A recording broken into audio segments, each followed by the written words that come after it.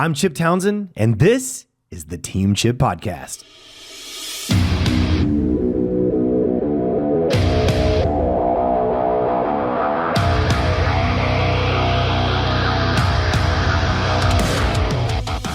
Coming up on today's episode, Local tough guy challenged me to a fight. Next thing I know, he asked me to train him, and that was Chuck Liddell. Oh, the rule was hit as hard as you want to get hit. Number one, you're a worker. I love that. That's what makes you successful, man. They expected the gym to be like a cage and blood and barbed wire.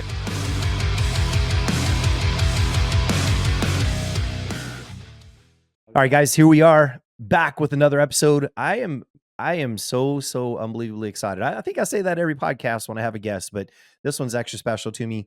I have a friend we met several years ago in the Denver, Colorado area at an event that we were hanging out at, and just one of the most down-to-earth, friendly guys ever. I'd seen him on TV, and anyway, you can kind of get into the stories, and just excited to have him. I have today Mr. John Hackleman from the Pit out in California, hanging out with us today to talk a little bit about, martial arts and business and life, etc. So, Mr. John, would you be willing, sir, to kind of share a little bit about your background, where you came from, what you do, and that sort of thing? So, what's the name of your current school, the Pit? Tell us a little bit about that.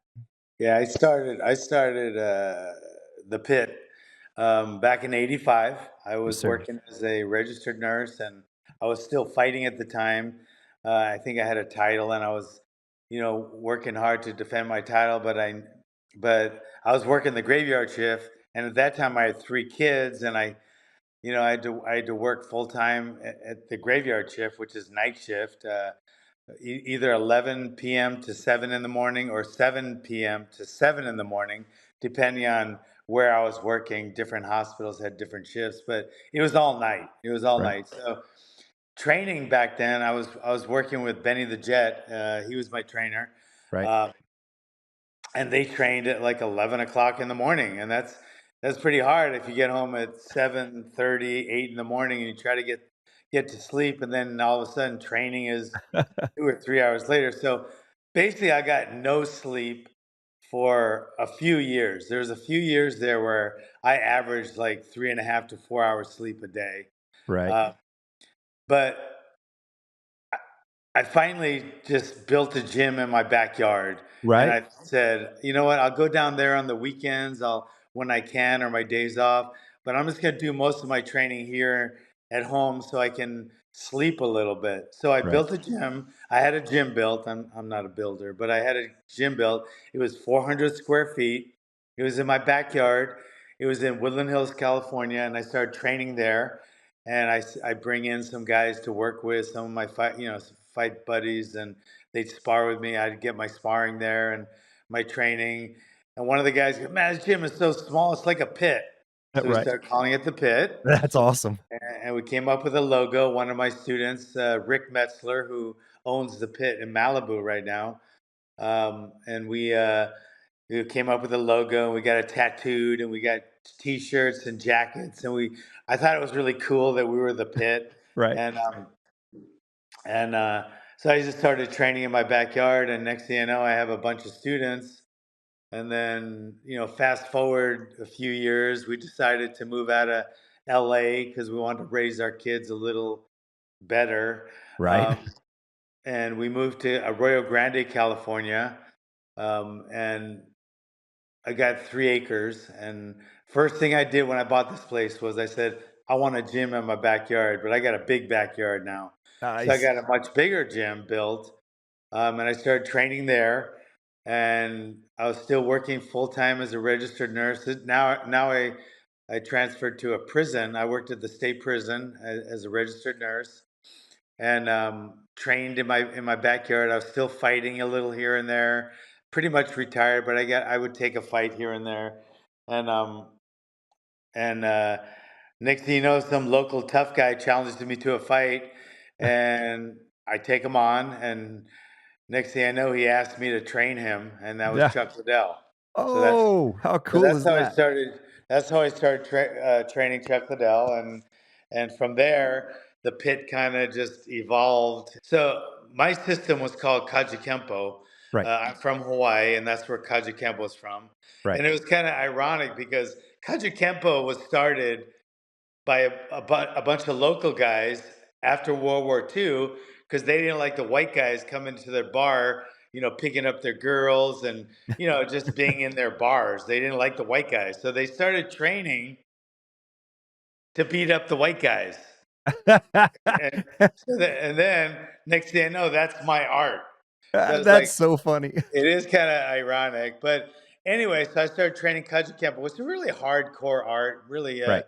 culturally, it was a street fighting art that was really tough. Leave the blood on. The training's not over until there's blood on the floor. Right. Right. Live clean, fight dirty. I mean, there's all those things in Kaji Kempo. I started at 10, and my instructor was in and out of prison, in and out of jail, doing really bad things. But he was my instructor, and I loved him, and I was loyal Sure. to him. But that was Kaji Kempo, and that's I don't want to be not real to Kaji Kempo. And Right. Kaji Kempo had proprietary katas, and I didn't, so I didn't want to call it Kaji Kempo because I didn't want to do wrong by them, Right. because their system has the katas and the punch tricks and the taiokas and the grab arts and all these prearranged choreographed movements, which in my mind, since I had so many fights already, just didn't make sense because nothing's choreographed in a fight. So I Sure. took them all out and he gave me his blessings, and I kept the culture, I kept the traditions, I Right. kept the attitude of Kaji Kempo intact. But I took him out, so I thought, what am I going to name it then? I can't go around calling it Kaji Kempo. So I thought of Hawaiian Kempo, and I like Kempo because Kempo just means law of the fist. Right. So I figure I'm from Hawaii. I'm going to call it Hawaiian Kempo with an M. So I started calling it Hawaiian Kempo, and I put a curriculum together, white to black belt, and I started training people in my backyard gym, Right. you know, and I tried to make it a family gym, like I felt like Kaji Kempo was, but a rough gym. I wanted it to be rough. So Right. sparring then was every sparring session was you're Right. swinging, you're trying to knock your guy out, and Right. that's how it was all the way through. Chuck's black belt test, and back in the but that for the probably the late '90s, it was like that Right. from 85 to the late 90s. Then I started like thinking, do I really have to punch people that hard to teach Right. them how to really fight? And people with knives, they don't stab each other to learn knife fighting. When I was in the army, we used like laser on the guns. They didn't use real bullets, and Right. they learned how to, do the army stuff. So I think I can teach and develop good fighters. We were known for, just swinging during. The Right. rule was hit as hard as you want to get hit. And when you say that to someone, then one guy, the ego gets involved, and Yes. so Yes. they start going kind of easy. Then one guy hits the little guy harder, and I would just say, "Go ahead, go at it, guys. Go whatever you want." Right. But then if we would self regulate, like even when me Correct. and Chuck, we were in the mid '90s, that some guys would come up and they would be bullies, and they were bigger than some other guy, and they started going really hard. We didn't allow that. We would Yes, step sir. in and go, "Oh, it's my turn now," and we would discipline them Right. really quick. Right. Like if somebody wanted to go hard with Chuck, knowing that they were going to kick, but they still wanted to go hard, then Chuck would just tune them up a little. Right. But Right. we self regulated that by Right. if one of the guys wanted to go tough. Like even now, if one guy wants to go hard all the time with somebody that's lesser than him, then he's a bully. If he Yes, wants to sir. go Yes, hard sir. with someone that's better than him and tougher than him, then he just doesn't have any control, and he'll learn the hard way. He's But he gonna learn. doesn't have any he doesn't have any bad intent. Absolutely. It's funny, it sounds like things whenever I was a kid too. Every class was sparring, every class somebody was bleeding. It was not a blood fest, but it was always very harsh. Yeah. And there was a lot of self-regulation going on. And have vivid memories being a teenager, being a black belt, late teens, and my instructor getting behind someone and, giving me you got to go after this guy right now. You know what I mean? Like, Yeah. and so, yeah, it's interesting. So I'm curious about some things you said. You started with the 400 square foot school in the first backyard. In Then you LA. said you started training with some of your guys and working Yeah. and started growing some students. Yeah. Was that intentional, John, or was that like just word of mouth? People were hearing about it and people just started Yeah. kind of congregating to you? Yeah. Yeah. I wanted a place to train because I was still fighting. Right, And right. I was a training fanatic. I love to train, but I was also still fighting then. But I was working that graveyard shift, and I needed, I was working in the hospital. I needed a place to train and still get some decent sleep. So Sure. I just started like guys at the gym at the hospital knew I had a gym, and then I was also on the doing part time work. I was a bouncer part time on the weekends. Right. So a lot of those guys would want to come in. They were kind of rougher guys, and Right, right. they loved the pit, and they would train at the pit, and there'd be a bunch of bouncers now, and we all trained at the pit. So like we'd kick somebody out and get a little scuffle in the parking lot, and the guy would I'd hear like one of my guys yelling, "Hey, pitmaster, you see that left hook? Yeah, something like that." But Right, it started getting kind of popular, and I was in LA. I mean, right, in kind of a pretty much there's a lot of people in a dense population, so it got the word out of our gym pretty quick, and right. it started getting kind of a cult like following. The pit. We started making T-shirts and Right. jackets, and then Mhm. when I moved it up to San Luis Obispo back in '90, that's when I moved up there and started training Chuck right away. Some of the guys came up and started training with me still from LA, Wow. and then I had a new batch of guys that are Right. bouncers and stuff, and Right. it became a little more realistic and a little more, a little more. Some of my guys were actually fighting, then, and so Cool. that's where it went. That's cool. So, as I'm listening to you, the things that stick out to me is, okay, you're nursing at night, you're training during the day, you're picking up some fights, then you're bouncing some on the weekends. Number one, you're a worker. I love that. That's what makes you successful, man. Is you have the heart and you have the fire to do that, and you're willing to do what it takes to get it done. And I think it's important for our listeners to hear that you're not, many times you see someone get some, they get fame or recognition, and it's like, oh, they're an overnight success, but you've busted your butt for this for years. So back to kind of where I was going with that question. So you started attracting this group of people that wanted to come and train with you. And that's because the word of mouth was good and it attracted a certain group of people. You moved your school and you began to grow. So John, at what point, I'm maybe assuming, and I apologize, but it seems like you were doing pretty much all adults at this point. At Yeah. what point did you go a little more commercial with your school and go, you know what, I want to start teaching kids? And I also wanted to ask what you guys were sparring. So it's kind of a two-pronged question. Y'all were throwing for the fences and you kind of realize, gosh, I don't have to hit people and get hit like that to learn.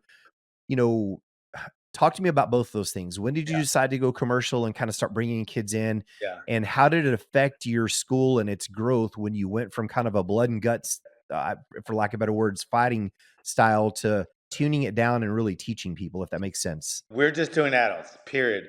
Like I even had some of the guys come. Like I started getting a lot of bouncers and a lot of cops were training with me. Right. Um, I have the sheriff. The sheriff of our county is one of my black belts. Nice. Yeah, it really is. So I have one of my cop buddies. This is a good story. One of my guys, a cop, he came. He's not one of my students, but he's one of my students' friends, and he came to me. Oh my God, this story's terrible. He's dying. He's dying. He has ALS, which is Lou Uh, Gehrig's disease, right. Yes, which sir. means you start just becoming paralyzed, your whole Yes, body, sir. little by little, until you can't move anything, but your Right. brain still works Right. perfectly well. So it's going on. You get it, and then you can get intubated. The machines can breathe for you, but you spend the rest of your life completely paralyzed. It's a terrible, Yes, sir. disgusting disease, and Yes, sir. he has it. He has it, and Mm, he says in about 2 years tops he's gonna die, right. and he wants his son to be tough, and he wants to be a man, and he wants his son to train with me. Right. And his son was, I think, 12 at the time. And I was like, man, I'm so sorry, brother. I don't do kids, man. I don't want to do kids. The way we talk in here, the way we work out, it's not a kid's environment. Right. There's so many things in this gym that no kid should be around. And he just looked at me, didn't even blink an eye. He just goes, I don't care. I want my son to be tough and I want him to be a man.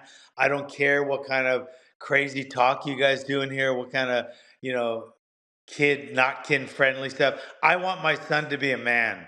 And Right. this is where, I've been following you guys for a long time. I really want him to train here. And I was like, how do you say no to that? The guy's dying. So, Right. Right. That's a powerful story, John. That's oh God. awesome. So this kid starts training with me, Right. sparring with Chuck, but he got so tough, this kid. That kid now, he was at my gym yesterday. He has 3 kids of his own now, Wow. and his father passed away, but his father got to see him get his black belt and have Nice. his first pro fight. And his Wow. father came to both. Instead of 2 years, his father lived for like 5 more years or 6 more years, Nice. and he Nice. got to see him do both of those things. That's not when we started kids. We still didn't have kids, even though he was a kid in training there. I didn't start kids until I opened a main gym. Right. So 2001, I said, okay. I sent in my resignation to the prison. That day, I started looking for a spot to open. I Right. found a spot, and I knew I had to start teaching kids. So Right. a big problem was having was, now instead of being the tough guy, I had to be the not tough guy because I needed kids. So we spent so much time and energy deflecting off of Chuck. Like, everybody thinks, well, you had Chuck Liddell, of course your gym's going to go crazy. No, that was my fight team. Right. Went because of Chuck. And Chuck's the most loyal, grateful student ever, Right. ever. Right. People don't realize how many great things Chuck did to me and for me while I was training him. He treated me like, I mean, and like, like, I don't know, he treated me like the sensei instead of like Right. I was carrying his, just giving him water or carrying Right. his Right. stuff. He treated me like a student teaches a sensei. Like I treated my instructor, Right. and he, even when he was the world champion, he treated me like I was his mentor. Right. It's pretty impressive. That's But impressive. Yes. but with that said, because of him, it was hard for me to get any kind of, not only students but traditional students, Right. not just kids, but traditional students, because the kids, parents, they expected the gym to be like a cage and Right. Right. blood and barbed wire. They expected the pit, and then I have the pit logo, which is the pit Yes. guy. I'm familiar So with it. people were scared to come in. I've had people come in, even to this day, I have people come in with their kids or even for themselves, and they Right. try a class. They'll stop by the front desk after and go, man, I've been driving by this gym for years, and I usually speed up when I go by it because I think somebody's going to get killed or something. You guys are like a family gym. I was like, yeah, Right. we're a family gym, but they usually whiz by it because they think there's bad things going on in the gym. Death going on So, in the pit. but my wife is a huge reason that we are where we are right now, because when I brought the toughness in, and the hardcore this and that and the name recognition, you know, um, she brought the family feel in. Well, it's funny you said she brings kind of the family feel and the culture. Early on in our marriage, Glenanne and I are hitting 33 years this year, and this is all we've done together since 1995 is operate our main school, and we've grown to multiple locations. But the point is I was always the, like, let's make it clean, black and white, simple, right? And she Yeah, would come in and say, honey, we need a flower in that corner. We need to paint this wall. We want, she brings that. It's kind of like with your wife, brings that color, kind of that soft touch that we don't have. And I think yeah, that's really powerful. I think it's powerful for the people to hear that as well. how important a good solid marriage is. It's a partnership. We become one person. We're really one, and Yeah. Glenanne, for me, she fills the holes in my weaknesses every day. Right. And I'm sure you feel the same way with your wife. So that's really Yeah. powerful. That's good stuff, man. She's So getting her today, black belt this year, my wife. She's going for her black belt finally. so She's congratulations, been and tell her, training give her since 2003. She started training with me, and nice. she's kind of been off and on Right. the belt cycle. But she's in charge of the women's boot camp and all the Nice. kids stuff and Nice. teaching that stuff. And she teaches a couple of CrossFit classes. But she's been doing the belt system for on and off since 2003, and Wow. she took it seriously a few years back, and so she's been pushing, and she has to do her Beautiful. black belt like everybody else. Like I was at a Kaju Kempo convention this weekend and last weekend in Vegas, and I was asking some of the grandmasters that are my age, and I was like, "What is your wife trained? Does she? Yeah, she's a black belt." And I was like, "What shit? I mean, does she? How was that teaching? Pushing your wife for a black belt? Nah, I don't. She don't have to train for it. She's my wife. She gets the black belt." And I was No, like, "What?" no, I was no. like, "I don't. I wouldn't.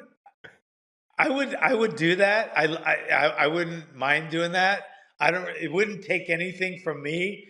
But Heather, my wife, would say she wouldn't do that. She would never do that Right. because So, Yeah. did Nice. your wife? Well, Your wife's a black belt, right?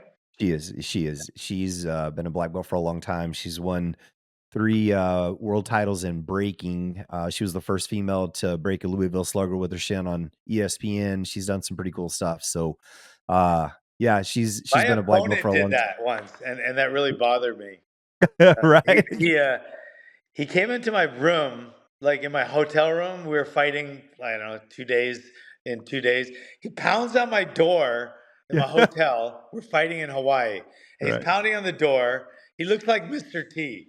He has a Right. mohawk, and Anyway, so my trainer opens the door, and it's him. He's standing in the door. It's like 10 o'clock at night. It's like, what the fuck? Why is he in my? We're fighting in 2 days. Why are you in my room? He goes, I'm gonna kill you. I'm gonna kill you. And he had his like his trainer or something hold this baseball bat, and he kicks it. And he breaks it. I'm gonna break your leg. I'm gonna kill you. I'm gonna break you. He was like Mr. T, you know. So I was Wow. like, get him out of here. So anyway, my main goal in life is to turn men into alphas and to turn kids into bully-proofed young men and Yes, women. sir. So that's my Absolutely. big. It's a different. I'm sure it's like that with you, but it's a different. Uh, it's a different goal for each, but Right. it's the same. It's the same. Confidence is king, right? But it's a Yes. different kind of confidence. A schoolyard fight. We train people for schoolyard fights a lot different than we do Right. um, for street fights Street fights. as an adult. I don't Absolutely. like, and I'm against, like nowadays you hear, oh, jujitsu this, jujitsu, even guys I love and respect like Jocko. Yeah, the only art they need is jujitsu. It's a sport. Right. It's like the old days, the karate guys. Oh, you just need a little oza, and that's all you need. Yeah. Well, they got taken down and submitted. Well, Right. guess what? A jujitsu guy is going to get knocked out if he Right. doesn't learn striking. You gotta Then you so I'm gotta have against some balance. the this is the best art and the only art Right. because it has to be a mixture, or and for people to say jujitsu is a sport, just like Muay Thai is a sport, Right. boxing is a sport, Right. wrestling is a sport, Hawaiian Kempo is a martial art, Right. MMA is a sport. Right. So I try to clarify those things Absolutely. and realize that out of all the sports you got, what do you think you know what the best one for the street would be? A baseball player, a home run hitter with a baseball bat would probably be the most dangerous person. Can you imagine, the damage they could do? I mean, they Absolutely. martial arts. Or a football player, a tackler that just Right. tackles you on the concrete. That's a martial art, right? There you go. So anyway, I I went love way it. off topic. I No, always do. you're good. You're Sorry. good, man. John, I have absolutely had a blast. I love the stories. I'm thankful for you. I look up to you. I follow your videos. Tell Miss Heather, we got to meet. I don't know if you remember, we all hung out some in Denver and Yeah. had a meal together and got to break bread. And I've always enjoyed and respected the time we had together. But give Heather a big hug and a high five for me too, because congratulations on working your way to your black belt. That's a huge accomplishment. Uh, So, man, I appreciate you jumping on.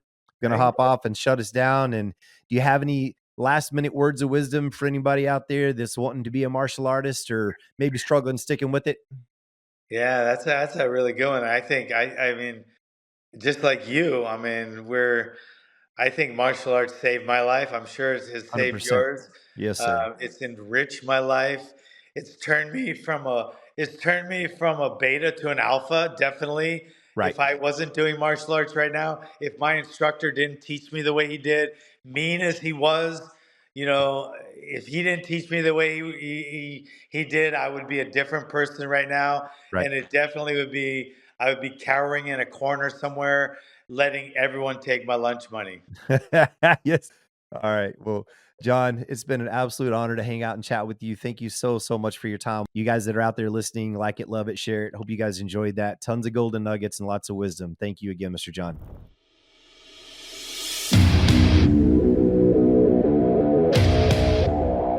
Thank you for tuning into the Team Chip Podcast. If you enjoyed today's episode, don't forget, subscribe, share, and or leave a review because we need you. We appreciate you so much. And without you, we can't make this happen. Remember, consistency is the key to success. So go out there and never be outworked.